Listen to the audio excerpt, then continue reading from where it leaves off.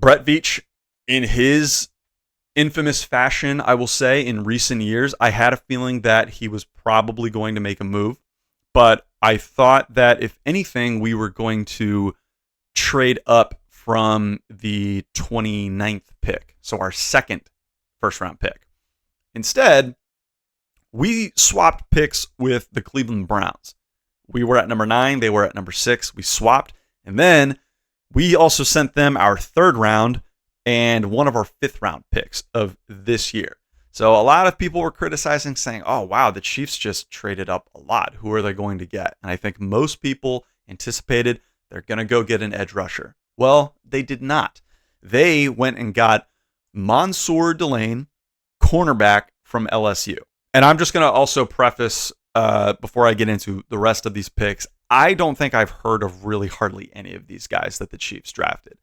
I only was familiar with a lot of the names that were mocked to the Chiefs or that were rumored as potential fits or landing spots for the Chiefs. So outside of like David Bailey, Reuben Bain Jr., Jeremiah Love, wide receiver Jordan Tyson from Arizona State, I believe, there weren't a lot of guys that I really had much knowledge of. And apparently this was also kept quiet. It was said later on after the fact, after the pick, that the Chiefs actually purposefully meant to keep this quiet. I think there was talk about whether they wanted to fly Mansour Delane out to Kansas City, do an interview in person, but they opted for a Zoom interview.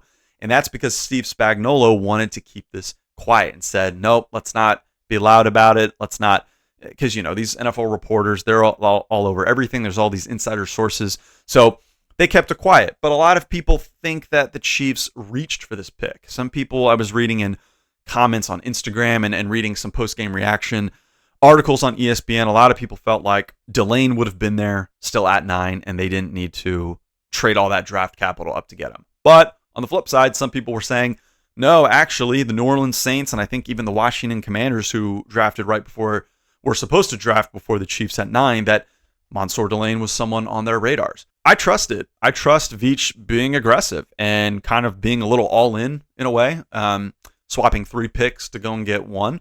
Other than, I think, one person's mock draft that I saw on ESPN and just overall ratings for players by position, Mansour Delane is pretty much unanimously the top cornerback in his class. So going to get a guy like this, clearly the intention was, you lost to McDuffie and Jalen Watson.